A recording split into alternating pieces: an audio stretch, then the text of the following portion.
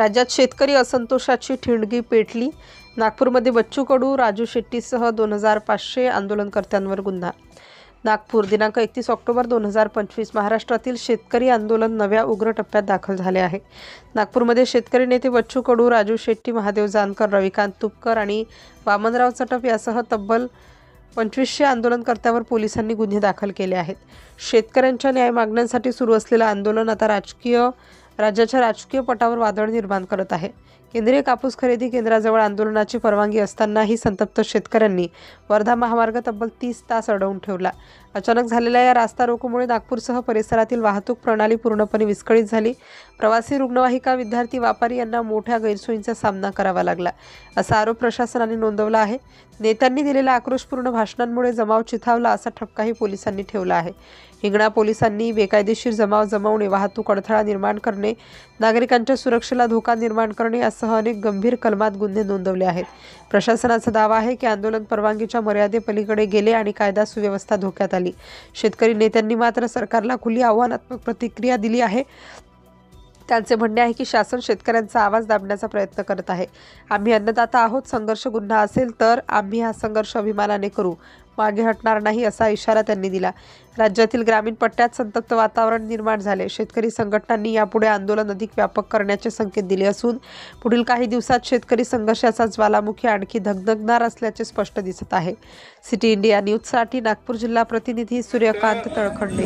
लोकशाहीच आता घातक ठरेल की काय अशा प्रकारची अवस्था न्यायालयाच्या माध्यमातून होत असत तर हे अतिशय वाईट आहे।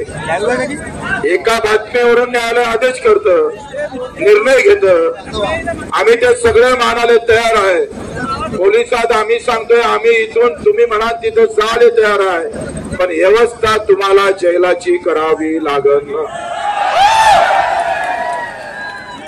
आम्ही इथून हटायला तयार आहोत, आमची व्यवस्था जेलात आपण करावी।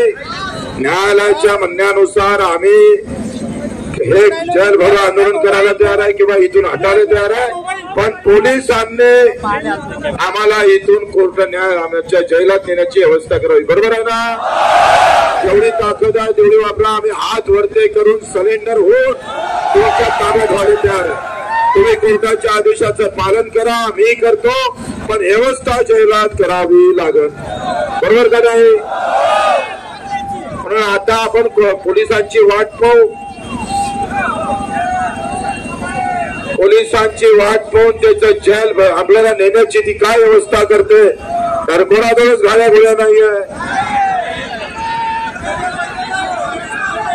आम्ही इथं थांबाची आमची मानसिकता नाही, न्यायालयाचा अपमान आम्ही करू इच्छित नाही, परंतु आता इथल्या सगळ्या व्यवस्था इथून आम्हाला कुठं न्यायचं आहे ते पोलिसांनी जबाबदारी आहे। ती पोलिसांची जबाबदारी त्यांनी पूर्ण करावी। प्रत्येक कार्यकर्ता तुम्ही म्हणा त्या गाडीत बसायला तयार आहे, तुम्ही ते व्यवस्था करावी। आम्ही तारीखसाठी लढत होतो का नाही का? तुम्ही तारीख सांगा आम्हाला, असं सांगू नका। आम्ही योग्य वेळ म्हणणारं सरकार तारीख दिली का नाही दिली? त्यांनी म्हटलं, आता ते त्यांची जबाबदारी आहे, त्यांनी त्याच्या